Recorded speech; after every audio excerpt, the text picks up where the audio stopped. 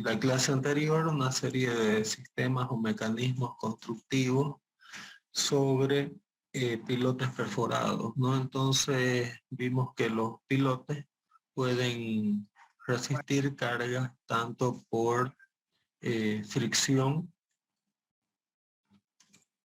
como por punta, ¿no? Entonces, dentro de lo que eran pilotes perforados, habíamos visto que el mecanismo, ¿no?, de resistencia de un pilote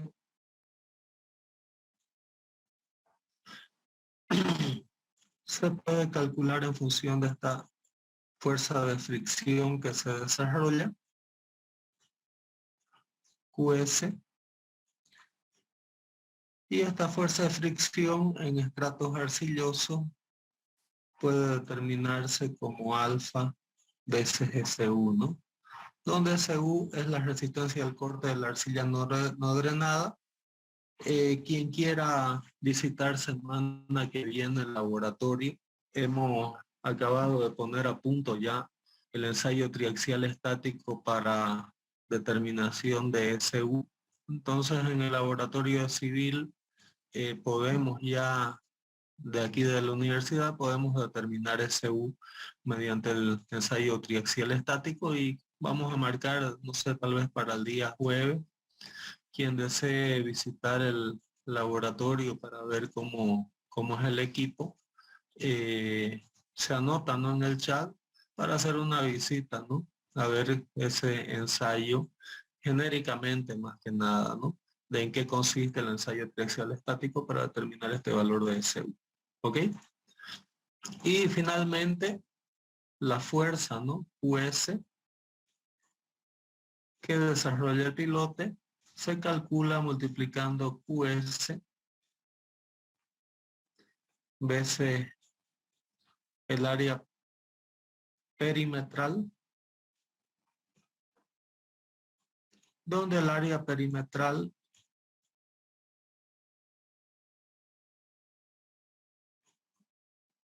va a estar dada por el diámetro del pilote, que le vamos a llamar de P, ¿no?, que sería el diámetro del pilote, veces pi,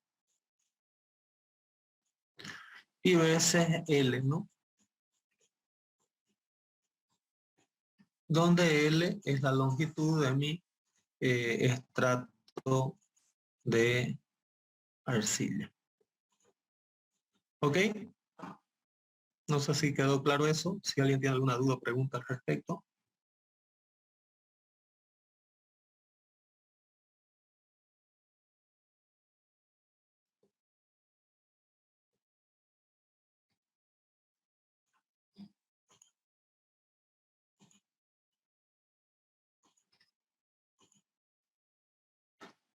Bueno, entonces el valor de alfa lo podemos calcular en función al valor de SU. Generalmente para nuestros suelos casi todos caen dentro de este valor de 0,55. Para efectos de este curso vamos a usar alfa igual a 0,55. La gran mayoría de nuestros suelos cae en el valor de SU menor a 0,2 megapascales, ¿no? Habíamos dicho también que en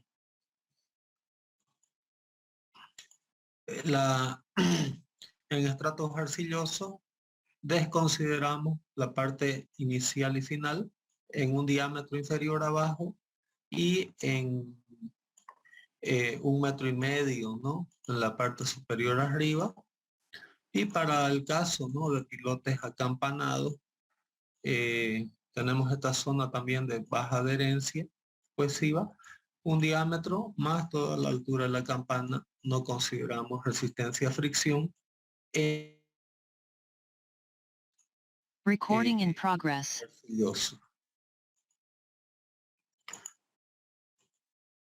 Bueno, la resistencia de punta en pilotes se da por esa expresión. QP es igual a NC veces SU, donde NC es un factor de carga dado por 6 más 1 más 0,2 Z sobre D, ¿no? Donde Z es la profundidad del pilote perforado, D es el diámetro del pilote perforado y SU la resistencia al corte de la arcilla no drenada. Y el valor de SU se deberá determinar a partir de resultados de ensayos in situ o en laboratorio de muestras no alteradas a una profundidad de 2 diámetros por debajo de la punta del pilote. ¿Qué significa esto? Que si nosotros tenemos aquí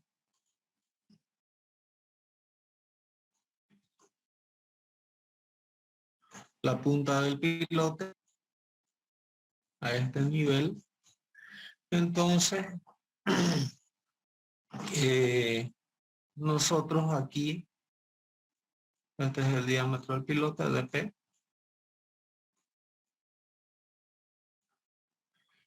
y aquí a una profundidad de 2 veces de P,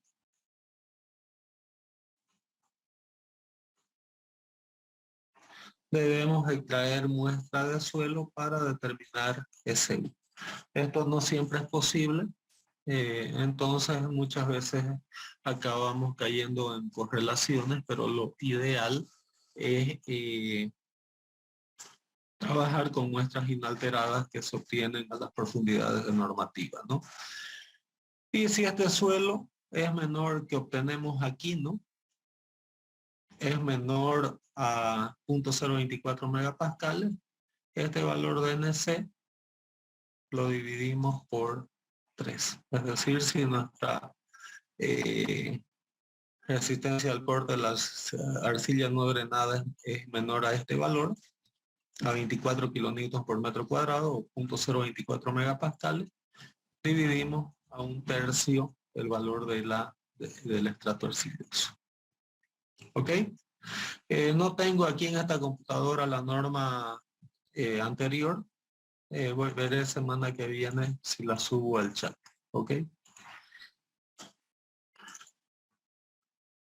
Bueno, pilotes perforados en arcillas con resistencia al corte no drenada mayor a 0.096 y diámetro de pilote mayor a 1900 milímetros. QP también se reduce a un valor de QPR a través de un factor FR, donde este factor FR está dado en función a DP y un parámetro B, y además de un parámetro A, donde A y B son funciones de la profundidad de la punta del pilote, diámetro del pilote y resistencia al corte de la arcilla no drenada. Son algunas otras situaciones especiales que dice la normativa.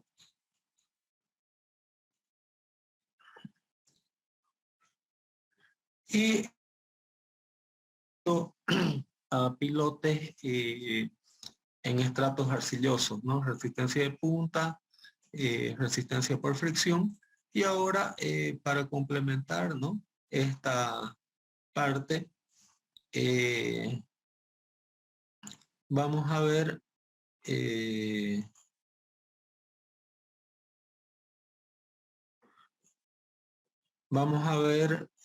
cómo funciona, ¿no?, el cálculo de resistencia de pilotes por fricción. Entonces la resistencia por fricción se da de acuerdo a varios autores. Entonces lo que yo hago es calcular por esos 5 autores y calcular un promedio, ¿no? Pero vamos a revisar cada uno de estos métodos. Resistencia para tensión lateral en arena QS, ¿no? Entonces cuando trabajamos con arena, QS según Tumis Rees está dado por K veces sigma prima B, donde K depende, ¿no?, de la profundidad embebida, ¿no? En el pilote, en el estrato de arena. Eh, eh, y sigma prima B es la tensión vertical efectiva, ¿no? Entonces, en función del espesor del estrato de arena, nosotros obtenemos K para diferentes valores y con eso obtenemos QS, ¿no? Según Meyerhoff, QS es dado por 0.00096 veces N. Estos valores que obtenemos aquí ya están en megapascales y N es el valor del SPT sin corrección. Según Quiroz y Riis, la resistencia friccional en arena está dada por 0.0025 veces N, no mayor a 0.19 megapascales. Riis y Ray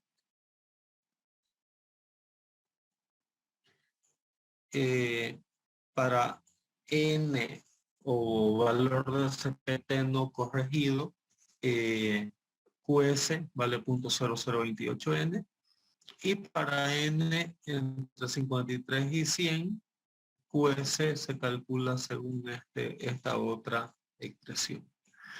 Finalmente, según Riis y O'Neill, QS está dado por beta veces sigma prima B es menor o igual a 0.19 megapascales, ¿no? Beta está dado por 1.5 menos 7.7 veces 10 a la menos 3 raíz de z, donde z es la profundidad al estrato medio del terreno, ¿no?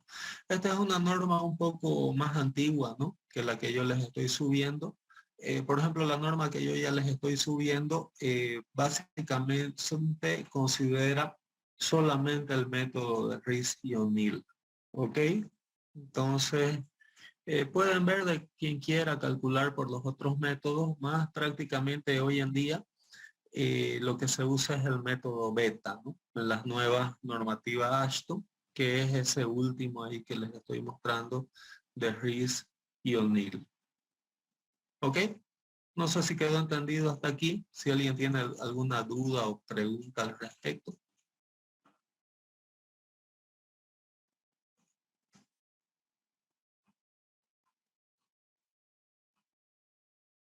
Ingeniero, disculpe una preguntita. Sí.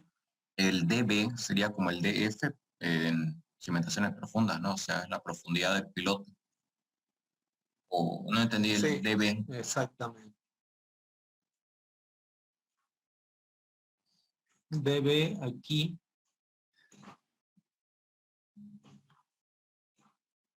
Por ejemplo, tenemos aquí el pilote, voy a poner otro color. Tenemos nuestro estrato de suelo. Y aquí tenemos un estrato arcilloso. Y aquí tenemos nuestro estrato, vamos a suponer que el estrato sigue. Pero aquí tenemos nuestro estrato de arena, S. ¿Ok? Generalmente para todo lo que es pilotes por fricción trabajamos con la profundidad media.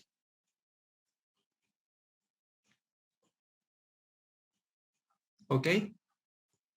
Entonces DB sería esto.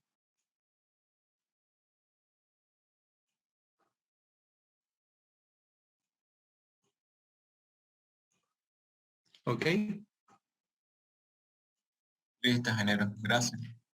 En este caso, para el caso de Z aquí, sería lo mismo que Z en el método de Riis y O'Neill. ¿Ok? ¿Quedó entendido? Lino. Sí, sí, ingeniero, gracias. Ok, muchas gracias. Semana que viene vamos a hacer unos ejercicios de estas fórmulas donde va a quedar mucho más claro cada uno de estos parámetros. ¿Ok? Bueno, voy a ver cómo está nuestro chat, nuestra subida de documentos. Bueno, ya deben aparecerles ya algunos documentos. Hay uno en portugués, Fundaciones en la Estructura, otro que es Pilotes postgrauteados, que voy a explicar de qué trata ese término, ese texto, de aquí a poco. No sé si están viendo los archivos.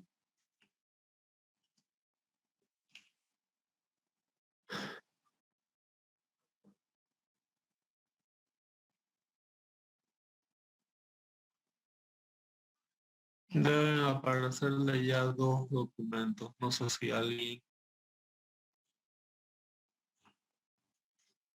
Bueno, eso sería el cálculo de la capacidad de fricción, ¿no? En pilotes perforados.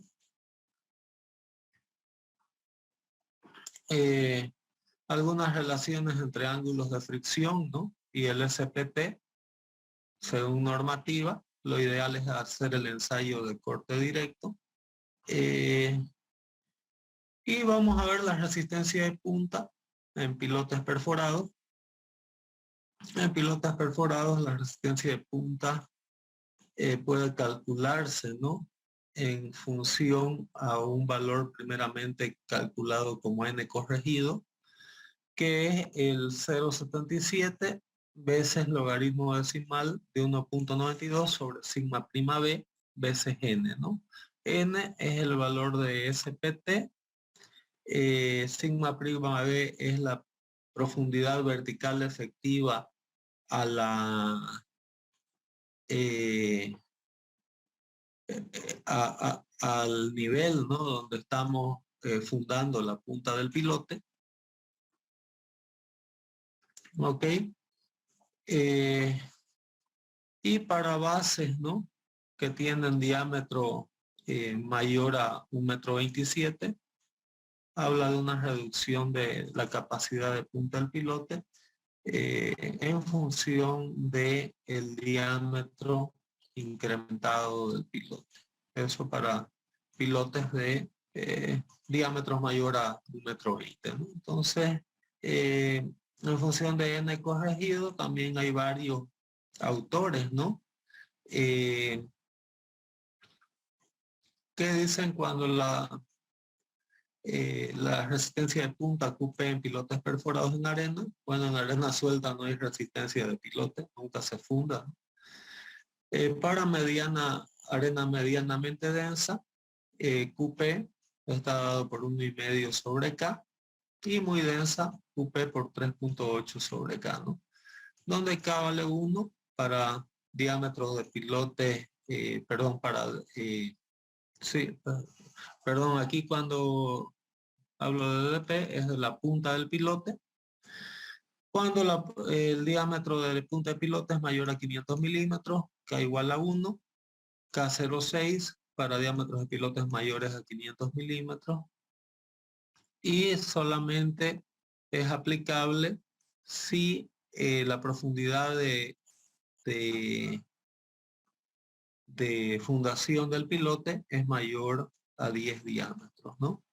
Según Meyerhoff, QP vale 0,013 veces n corregido dB sobre dP, ¿no?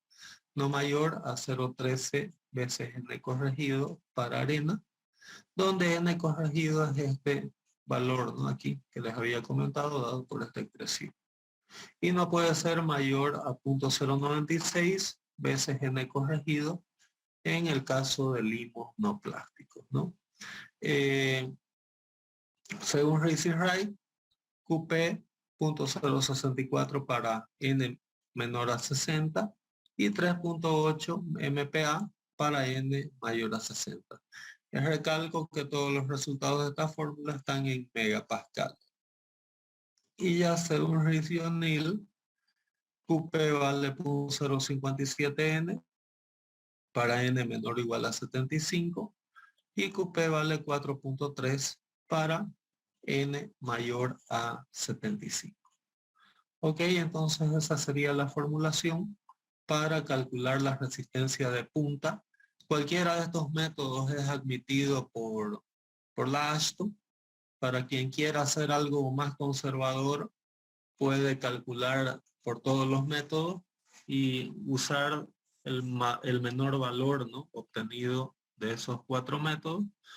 Lo que yo he usado es algo un poco más equilibrado, calcular por los 4 valores y trabajar con una media, ¿no?, de esos 4 valores.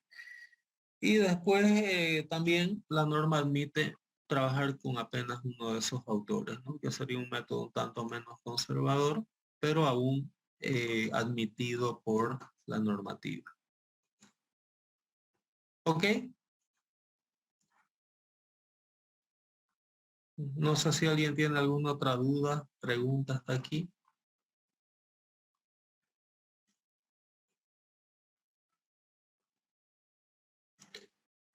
Bueno, aquí son algunos otros comentarios que les estoy dejando para quien quiera eh, profundizar un poco en la normativa. Resistencia axial en roca, es decir, también cuando trabajamos con pilotes fundados en roca, básicamente la roca no trabaja como pensamos que trabajan la arcilla o la arena, tanto por punta como por cizallamiento, ¿no? Por fricción. Los pilotes cargados en roca o trabajan por fricción o trabajan por punta, ¿no? Entonces, la carga de compresión axial sobre un pilote que es empotrado en roca empieza trabajando por resistencia lateral. Cuando la carga es relativamente baja, el pilote transfiere, ¿no?, la carga a la roca básicamente por fricción. Cuando la capacidad de fricción falla, cuando el asentamiento del pilote llega a 10 milímetros. Entonces, cuando el desplazamiento es relativo entre el pilote en relación al estrato rocoso, ¿no?, el pilote asienta más de 10 milímetros, entonces ahí toda la carga va directamente a la punta. Es decir, o el piloto trabaja por punta o trabaja por fricción. No es como el caso de arcillas y arenas, donde la resistencia tanto por punta como por fricción se da de manera simultánea, ¿no?, diríamos así, prácticamente al mismo tiempo, ¿no? Esta es la secuencia para calcular la resistencia de pilotes en roca. Primero, acortamiento, estimar cuál es el acortamiento elástico del pilote. Puede tomarse por esta fórmula: asentamiento elástico del pilote en roca es la suma de PI, que es toda la carga, ¿no?, superior al empotramiento, a toda la carga que va a ir en la punta del pilote. HS, profundidad de empotramiento. ASOC es área de la sección transversal de empotramiento. Y S es el módulo elástico del hormigón, ¿no? Entonces, cuando estamos fundando en roca,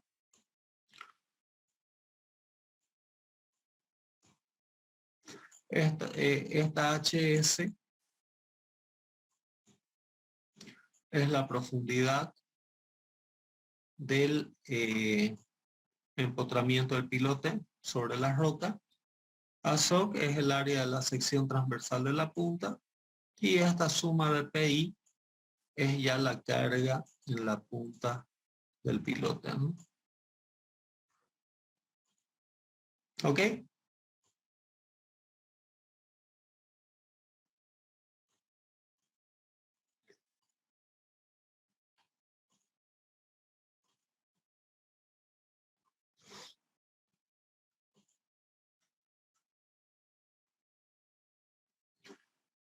Eh, bueno, no sé si están pudiendo descargar los archivos.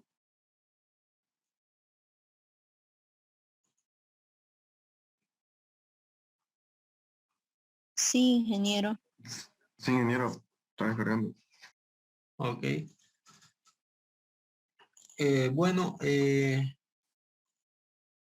asentamiento de la base del pilote perforado puede calcularse como sumatoria de PI veces IP sobre DS veces GR, ¿no? Donde IP es un índice de influencia que se obtiene de la figura que vamos a ver ya. ER, módulo elástico en la roca, tomado por el producto de KE veces GI.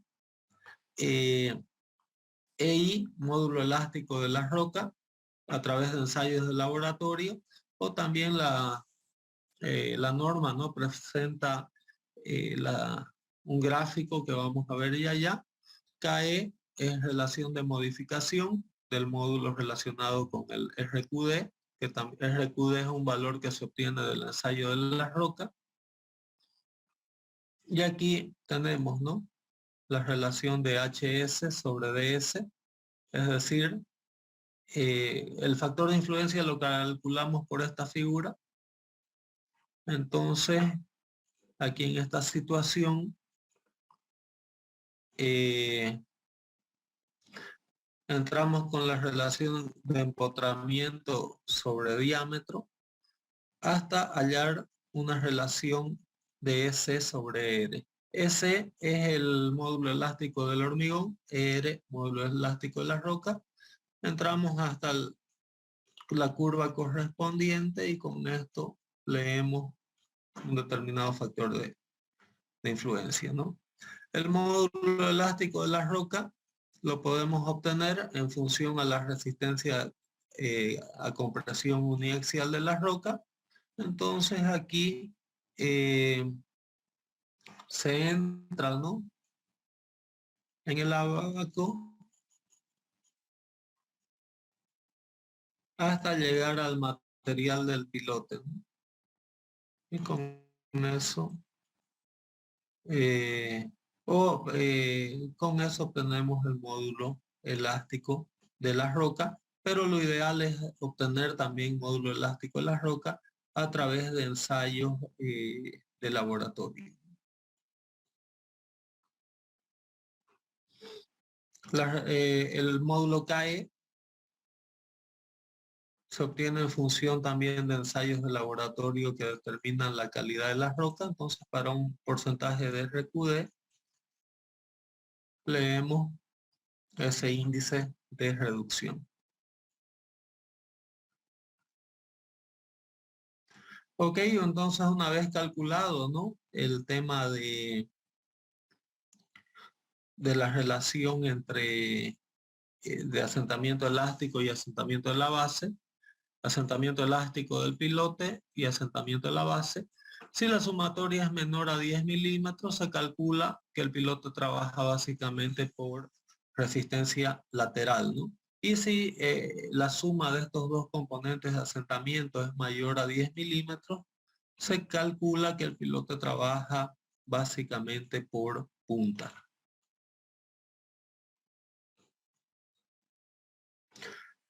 Entonces, en el caso que determinemos que el asentamiento, ¿no?, total es menor a 10 milímetros, entonces pasamos a determinar que el pilote trabaja básicamente por fricción. Si la resistencia uniaxial, ¿no?, a compresión de la roca es menor a 1.9 megapascales, la resistencia US por fricción en la roca se toma como siendo 0.15 de Q, ¿no?, donde Q es la resistencia a compresión uniaxial en roca. Y si la resistencia a compresión, ¿no?, de la roca es mayor a 1.9 megapascales, se toma la otra fórmula dada por 0.21 raíz de Q. ¿Ok? Esa es la forma de calcular la resistencia por fricción en pilotes fundados en roca. Digo, para entender, no sé si alguien tiene alguna duda o pregunta al respecto.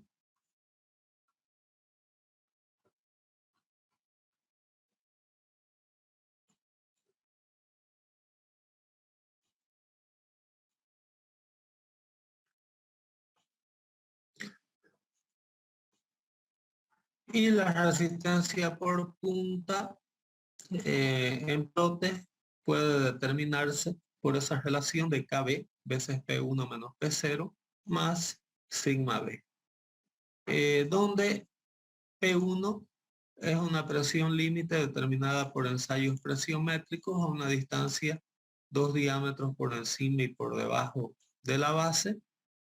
P0, tensión horizontal en reposo al nivel de medida de la base.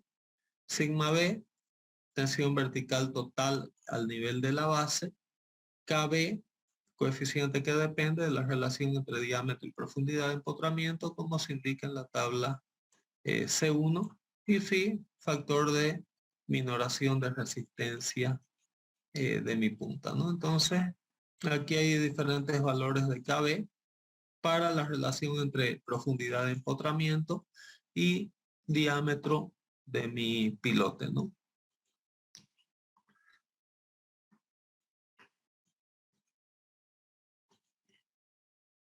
De ahí también aquí está la resistencia de un pilote contra levantamiento con base acampanada. Esto es para cuando tenemos grandes fuerzas de levantamiento. También la norma presenta una serie de recomendaciones.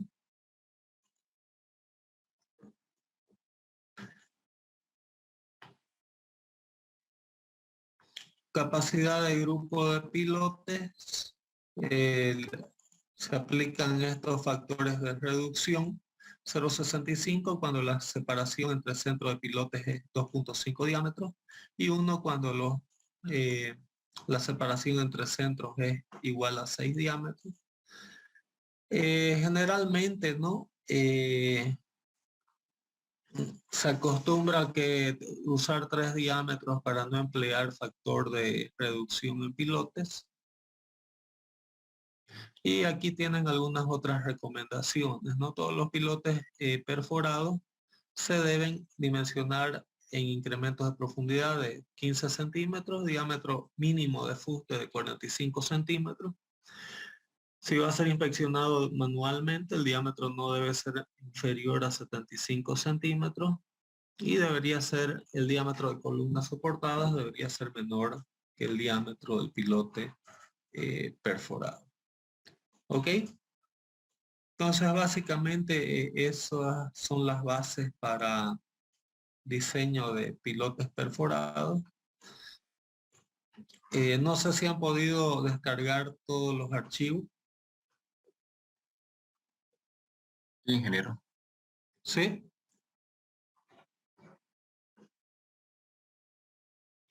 Ok, entonces, no sé si alguien está descargando todavía.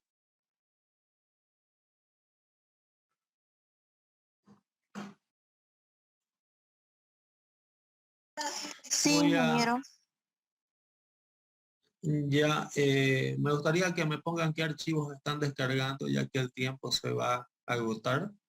Voy a dar una pausa de 5 minutos para retomar, digamos, y si pueden escribir en el WhatsApp los archivos que quedaron pendientes de descargar. Vamos a seguir con la clase en 5 minutos. ¿Ok? Los archivos solamente se pueden descargar en sesiones Zoom de computadora. ¿Ok?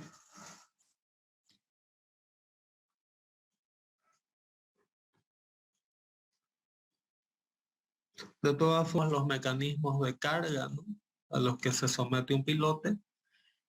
Nosotros hasta ahora, hasta hoy día solamente hemos hablado de carga axial. Semana que viene necesito dar una clase más para hablar de lo que es carga lateral y de lo que es momentos flectores en pilotes, ¿no? Entonces, el día jueves vamos a hacer nuestra última clase. Miércoles es un día complicado, ¿no? Porque es miércoles de ceniza, mucha gente viaja, carnavalea, generalmente entonces nuestras clases vamos a hacerlas jueves en nuestro horario de 7 de la mañana. Visita al laboratorio, no es obligatoria, 10 de la mañana, para quien quiera, ¿no? El jueves ver qué es un RQD, qué es un ensayo triaxial, qué es una resistencia uniaxial UCS a compresión en roca. Quien quiera ver algo de eso en laboratorio, vamos a hacerlo el día jueves 10 de la mañana. Y me imagino que el parcial vamos a hacerlo sábado o el lunes subsiguiente. Ya veremos cómo cerramos el verano. ¿Ok? Entonces aquí vemos cómo estos conjuntos de carga son resistidos, ¿no? Por lo que venimos hablando, por fuerzas de fricción que se dan a diferentes estratos, por resortes, ¿no? El suelo ante fuerzas laterales se puede imaginar como un resorte. Ese resorte son resortes no lineales. La semana que viene, en nuestra última clase, vamos a hacer algunos ejemplos de aplicación y voy a hablar de capacidad en pilotes a carga lateral. Y aquí tenemos la resistencia de punta, ¿no? De acuerdo al nivel del estrato, las fuerzas de fricción son diferentes, ¿no? Por las características de mi estrato. Y aparte de eso, estas cargas laterales, ¿no? En caso de flexión, pueden darse de un lado o del otro, ¿no? Las tensiones laterales en el suelo. Lo voy a hablar un poco más en detalle, como les digo, el día jueves. Bueno, en el pasado también, en los métodos constructivos, se acostumbraba, cuando teníamos estratos saturados, ¿no? De agua, se acostumbraba presurizar la cámara, ¿no? Con aire comprimido. Entonces, todo el personal que ustedes ven aquí en esta figura trabajando abajo, trabajaba bajo condiciones infrahumanas prácticamente, ¿no? Porque trabajaba a altas presiones y una vez que salía tenía que entrar una cámara de descompresión, algo parecido a lo de los buzos, ¿no? Eh, Muchas personas tuvieron derrame cerebral, problemas cardíacos, ¿no? Por esas descompresiones que a veces no seguían el proceso adecuado, ¿no? Entonces, hoy en día, básicamente estos métodos están medio ya cada vez menos usados. Ahí ustedes pueden ver, ¿no? Lo que es una cámara de presurización en el proceso de construcción de un pilote.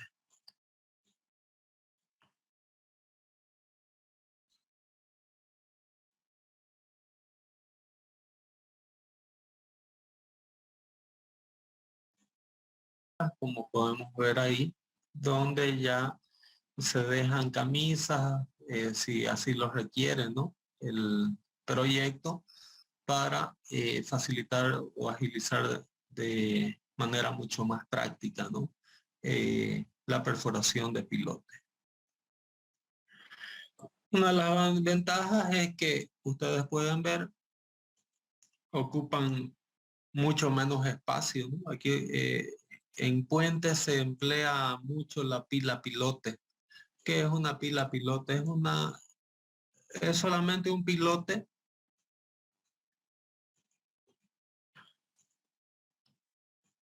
que en parte es columna y en parte es pilote.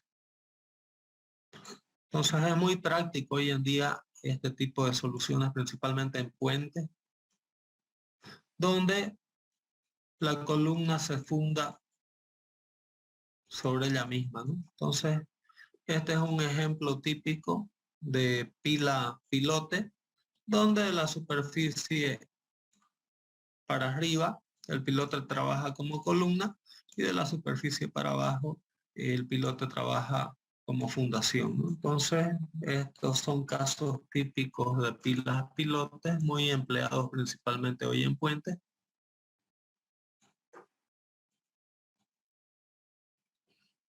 Detalle de lanzamiento de armaduras, ¿no? Lo que les había comentado en plataformas donde tenemos curso de agua permanente que no es posible desviarlo, lo que se hace es armar sobre las piloteras, ¿no? Perdón, armar sobre barcazas, como podemos ver aquí, las piloteras, y ahí se usan las camisas, ¿no? Se usan inyecciones de bentonita para garantizar la estabilidad, o se hace el abatimiento de agua, empleo de hormigón hidrófugo, que les comenté que es de mi interés, ¿no? Hacer algo en laboratorio para quien quiera hacer tesis o monografía. Son algunos de los recursos con los que se cuenta, ¿no? Hoy en día para vencer estos obstáculos, ¿no? De la naturaleza. Un ejemplo de que hoy en día con el tema de las piloteras tienen gran versatilidad de opciones para trabajar en alturas reducidas. Ustedes pueden ver ese espacio donde la altura es bastante reducida, pero sin embargo se está ejecutando con una pilotera de poca altura, ¿no? Hoy en día, pilotes también se usan como muros de contención. Como ustedes pueden ver, este es el caso de un muro tangente, porque fíjense que ustedes que aquí los pilotes se están interceptando, ¿no? Entre sí. Entonces, en estos casos es necesario recortar el pilote, ¿no? Que fue fundado o vaciado previamente para poder alojar los subsiguientes. Las piloteras también tienen hoy en día cortadoras, ¿no? Que permiten hacer ese entalle. Algunas ventajas y desventajas, ¿no? De pilotes perforados. Por cuestión de tiempo, eso lo dejo para análisis de ustedes. Todos los ensayos de suelo recomendados para pilotes, este es también muchas veces no se hacen todos, pero aquí tenemos todas las baterías recomendadas, ¿no? Para suelos granulares, suelos cohesivos y suelos en roca.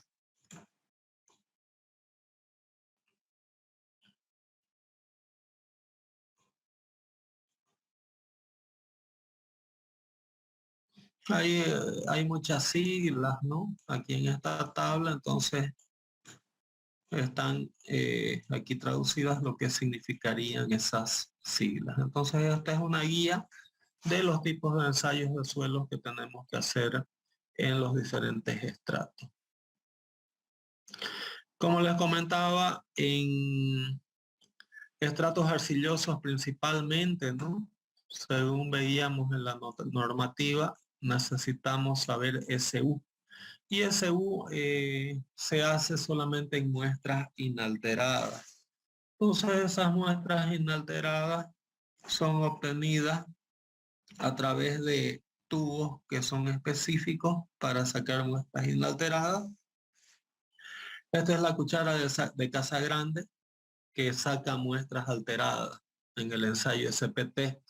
Entonces, en el ensayo SPT lo que hacemos es, cuando llegamos al estrato arcilloso, cambiamos la cuchara de Casagrande por los tubos Shelby, ¿no? Y con eso hincamos para hacer la extracción, ¿no?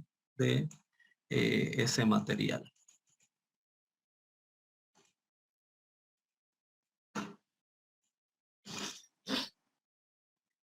Este es el ensayo RQD para caracterizar roca. ¿En qué consiste el ensayo RQD? En que yo saco una determinada longitud y solamente cuento los pedazos de roca que tienen longitud mayor a 10 centímetros. Eso es lo que es el RQD. Aquí ustedes pueden ver una colección, ¿no? De RQD.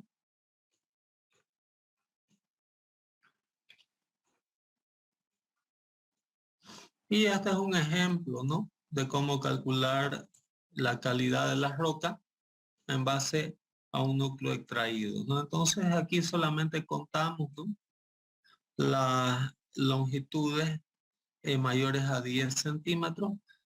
Aquí dice que esta es una zona altamente intemperizada de roca que no cumple los criterios. Aquí tenemos más fracturamiento también de roca que no cumple los criterios. Aquí tenemos,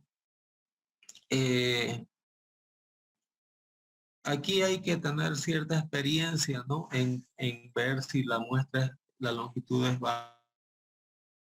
Entonces, esta es una fractura más generada por el proceso de extracción. Se dañó, digamos, el testigo, pero igual es válido. Este es válido. Yo dije 10 centímetros, pero ¿por qué está aquí 7,5 como válido? Porque son pulgadas. 7,5 a pulgadas son 20 centímetros. Entonces, aquí 4 pulgadas no es válido. Tiene que ser mayor o igual a 10 centímetros. 8 pulgadas es válido. Entonces, ¿qué se hace? Longitud total de 48 pulgadas en el caso. Lo que hacemos es sumar solo las piezas válidas, que son 10, 7,5 y 8. Lo dividimos por la longitud total y multiplicamos por 100. Con eso obtenemos el parámetro RQD o Rock Quality Designation. Entonces, con eso, esa es la forma de calcular el valor RQD. No sé si alguien tiene alguna duda o pregunta, si están acompañando.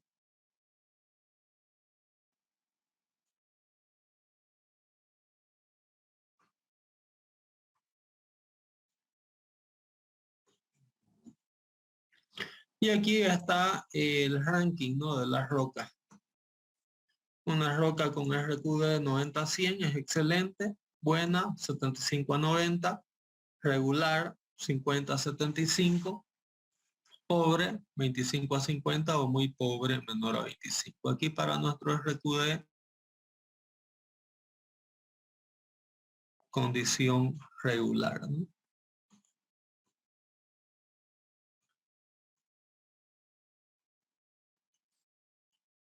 Aquí están los diferentes esquemas, ¿no?, de sondeos de suelo.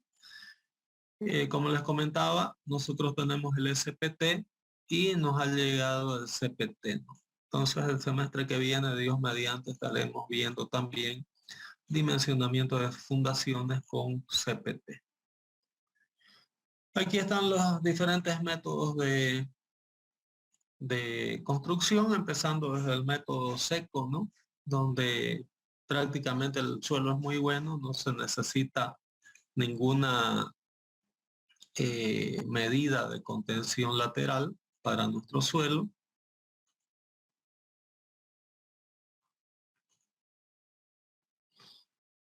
Ustedes pueden ver la pilotera extrayendo directamente, ¿no?, sin mayores medidas constructivas directamente del suelo. Ahí, este es otro detalle ya de la armadura colocada con el tremi, ¿no?, que es ese tubo. Fíjense aquí este detalle de estas guías, ¿no?, colocadas en la base para garantizar que la armadura queda perfectamente centrada, ¿no?, en el pilote, dentro de la excavación.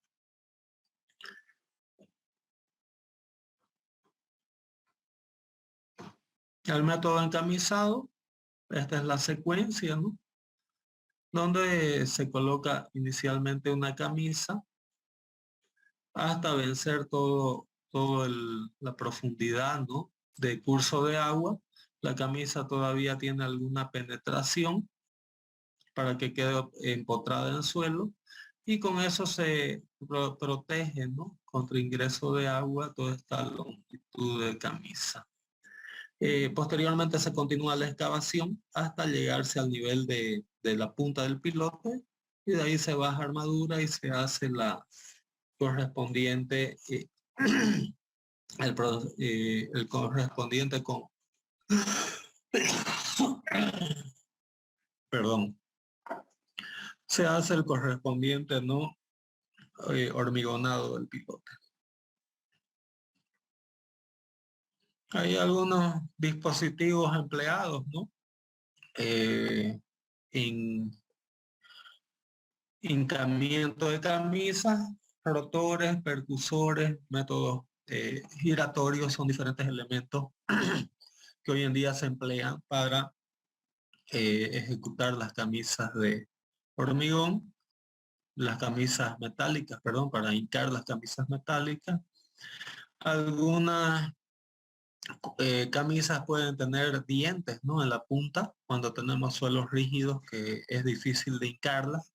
Ahí está el detalle, ¿no? Del proceso ya de extracción del suelo dentro de la camisa, personal especializado bajando para inspeccionar. Algunos detalles que hay que tener cuidado, ¿no? Al hincar las camisas es que muchas veces puede formarse, si no se hinca lo suficiente la camisa, puede haber puede formarse, ¿no? Aquí una cavidad de fluido o un vacío, y después cuando se vacía el hormigón, puede salir el hormigón para este vacío y ahí se da un colapso a nivel de superficie de suelo, ¿no? Entonces en el manual esto está, en ese manual HEC o Drilled Shaft que les envié, esto está mucho más detallado. Podemos ver ahí una vista, ¿no? Inferior de nuestra método de encamisado. El método húmedo es cuando inyectamos, no usamos camisa y colocamos inyección de bentonita, ¿no? Entonces este empuje de suelo que desestabiliza mi excavación es contrarrestado por la presión de bentonita o geles, ¿no? También que se usan hoy en día para mantener la pared de excavación del pilote de manera estable, ¿no? Ahí está la secuencia, ¿no? De la inyección con bentonita o slurry especiales que también hay hoy en día. En ese manual encontrarán, digamos, más detalles, ¿no? De los slurries, de las bentonitas. Este es un detalle interesante porque aquí hay un pozo artesiano que genera subpresiones, ¿no? Entonces, aquí ven la camisa saliendo varios metros, ¿no? Para afuera del pilote, simplemente para garantizar, ¿no? Una altura de columna de bentonita que venza también las presiones artesianas, ¿no? Del subsuelo.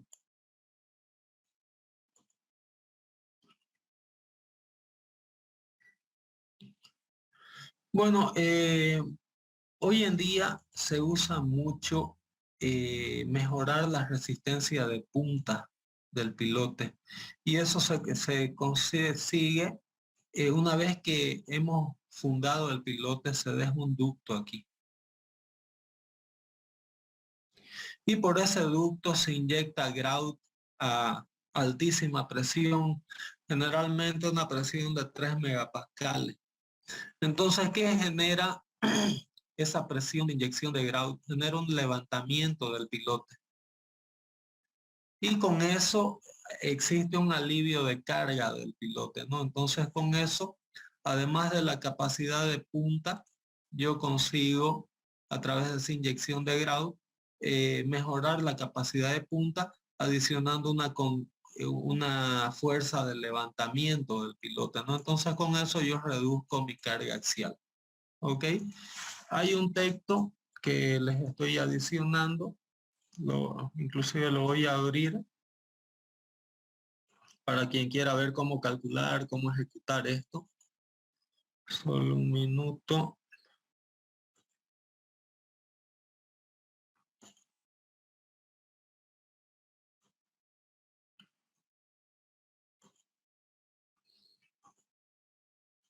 Este archivo, no sé si están viendo mi pantalla. Sí, ingeniero. es de la Administración Americana de Carreteras. Es todo el manual para esa inyección de grout, ¿no? En pilotes para mejorar la capacidad de punta. Entonces aquí, vamos a ver si muestro una foto nomás.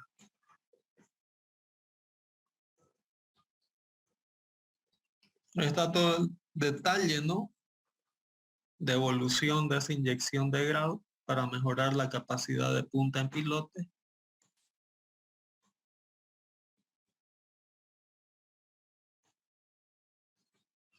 Y ahí toda la secuencia de cálculo, ¿no? De en cuanto se mejora la capacidad de punta.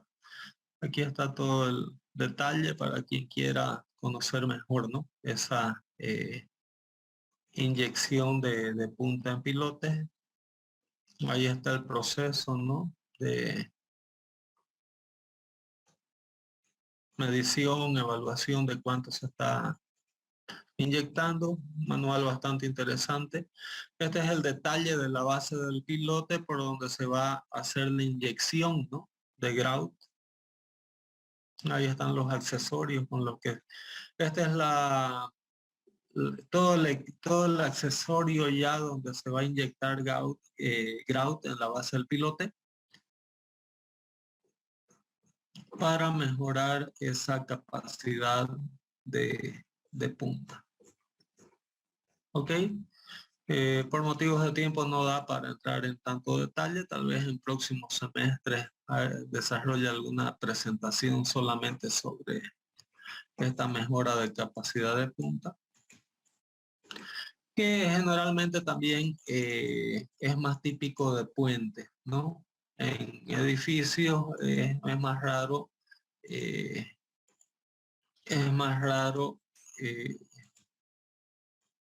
recurrir a esta opción, ¿no? Pero simplemente para mostrar que existe la técnica, la tecnología, y les estoy adjuntando también un manual sobre este tema de inyección de grout en la base. Entonces ese es el equipamiento, los accesorios, cómo se hace.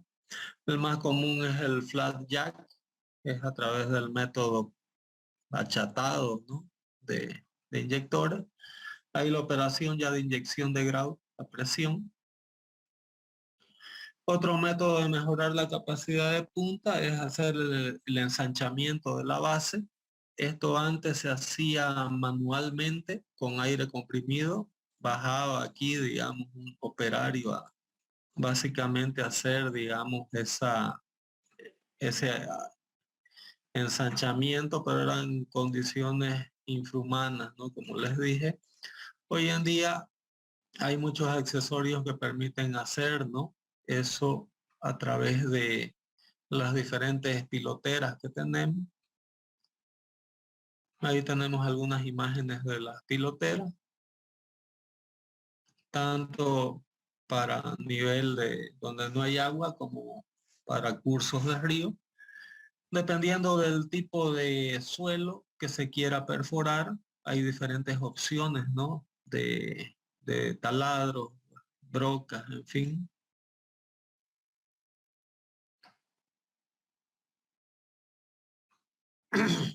Ya los fabricantes establecen diferentes, ¿no? Hélices para diferentes tipos de suelo.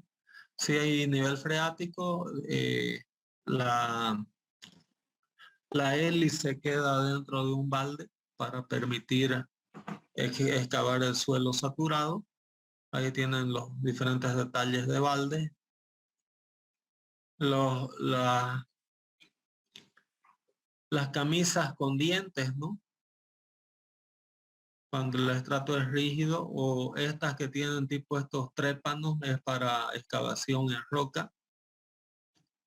Ahí ustedes tienen algunas imágenes, ¿no? De los bolones extraídos con esas trépanos, camisas, en fin. Ahí tienen para verdaderos rodillos, ¿no?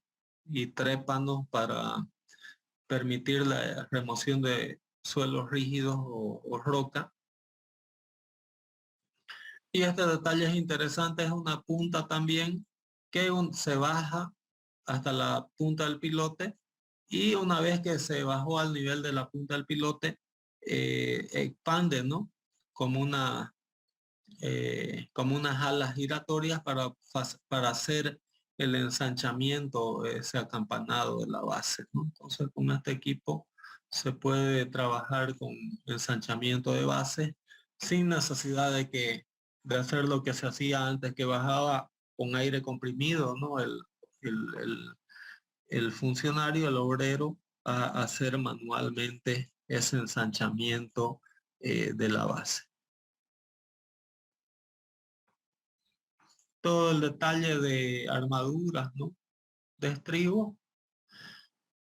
El problema a veces de segregación o mal hormigonado en caso de congestionamiento de armaduras, hay que ver cuál es el tipo ideal de hormigón, ¿no? Para evitar esto. Concentración excesiva de empalmes puede dar ese problema, ¿no? Hoy en día también hay ya empalmes padronizados que se hacen por conectores, ¿no? En vez de hacer ese traslape que acostumbramos a hacer, son algunas opciones para evitar el congestionamiento de armaduras.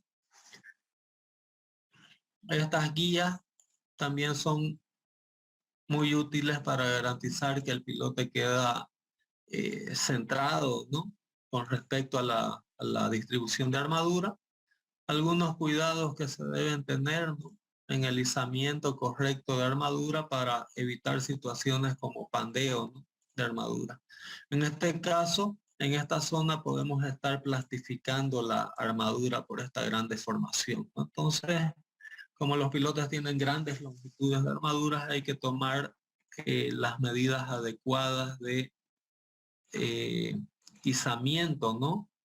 De, de mis armaduras para evitar, digamos, causar daño en las mismas durante el proceso de lanzamiento, ¿no? De las armaduras de mis pilotes. Este es el detalle, ¿no? De lo que sería el hormigonado. Como les dije, se usa un tubo, ¿no? Para evitar segregación, que se llama TREMI. Ahí está todo el proceso, ¿no? Bajo diferentes situaciones. Este es el tubo de lanzamiento de concreto que les comenté que se llama TREMI. Ahí el detalle, ¿no? Del hormigonado con TREMI.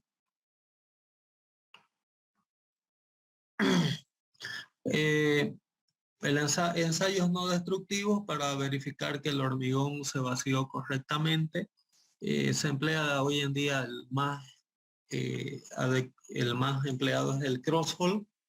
También nos llegó este equipo nos ha llegado en el laboratorio el año pasado y Dios mediante en este año lo vamos a tener también totalmente operativo. El día jueves en esa visita al laboratorio, quien quiera ver el equipo, ¿no? El crosshole para evaluar la integridad del vaciado del piloto, también lo va a poder apreciar.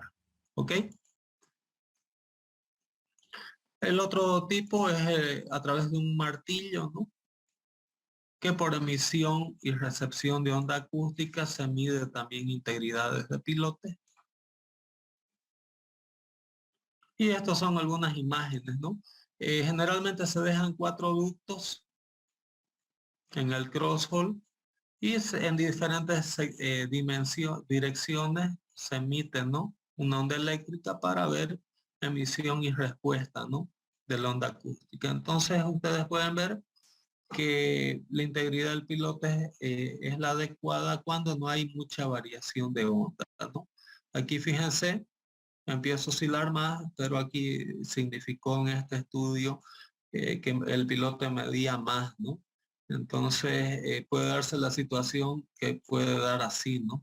Donde hay un estrangulamiento del pilote, que esta situación ya no sería la adecuada, ¿no? Entonces, crosshole es uno de los ensayos para verificar de que el vaciado en el hormigón fue efectuado adecuadamente, ¿no? Entonces, como ustedes pueden ver, es bastante material que les estoy pasando sobre pilotes también. más que nada como material de apoyo para quien quiera seguir estudiando, especializándose, y también tengo una documentación, ¿no?, de respaldo, de apoyo sobre lo que son pilotes. ¿Ok? Entonces con esto estaría finalizando la clase de hoy día. No sé si alguien tiene alguna duda o pregunta. El día jueves vamos a coordinar el cierre del verano nuestra clase 7 de la mañana. 10 de la mañana, visita al laboratorio para quien desee tener un contacto más real, ¿no?, con esos equipos, ensayos que he ido comentando. Y ahí vamos a ponernos de acuerdo con el cierre de módulo. ¿Ok? No sé si alguien tiene alguna duda o pregunta hasta aquí.